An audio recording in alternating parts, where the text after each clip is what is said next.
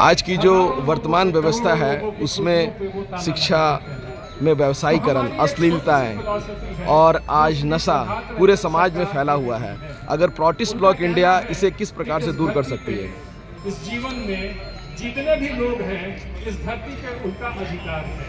अधिकार का मतलब शिक्षा हिस्सा बनता है। समाज की रीढ़ मानी जाती है। जीव जंतु को भी हमें बचाना है, जल को भी हमें बचाना है, शिक्षा में वायु को भी परिवर्तन लाने से ही समाज में परिवर्तन आ सकता है।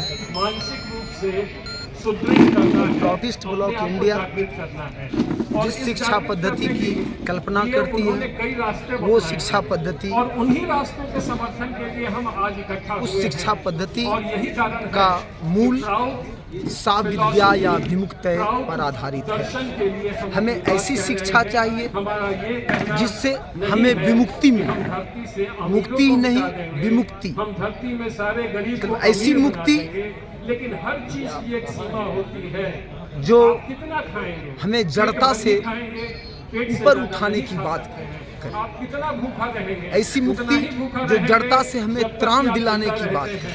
आप अपनी जान नहीं दे देंगे। तो ये शिक्षा पद्धति भारत की पहली जो शिक्षा पद्धति थी वो थी। और भारत की पहली शिक्षा पद्धति जो आज़ादी से पहले की शिक्षा पद्धति थी वही शिक्षा पद्धति पुनः लागू करेगी पीबीआई और इस लॉर्ड मैकाले की शिक्षा पद्धति की खात्मा करेगी। ऐसा तो हुआ ही नहीं कभी, और कभी नहीं हुआ था।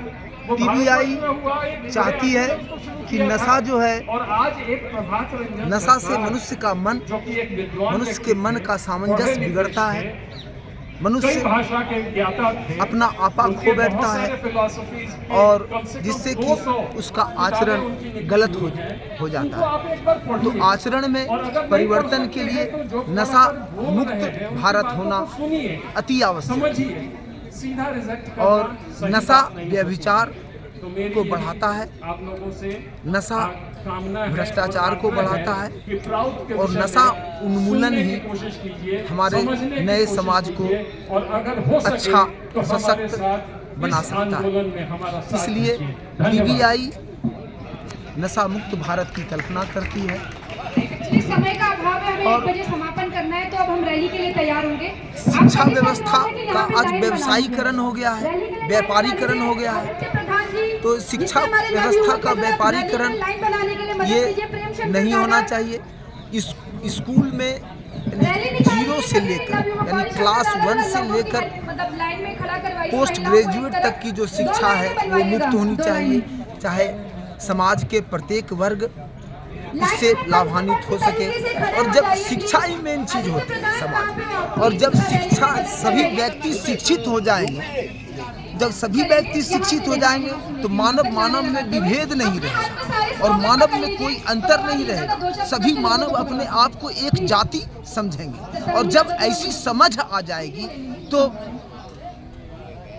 तो फिर भ्रष्टाचार का जन्म होना मुश्किल हो जाएगा, व्यभिचार का जन्म होना भी मुश्किल हो जाएगा और लोग सुखी और समृद्ध रहेंगे।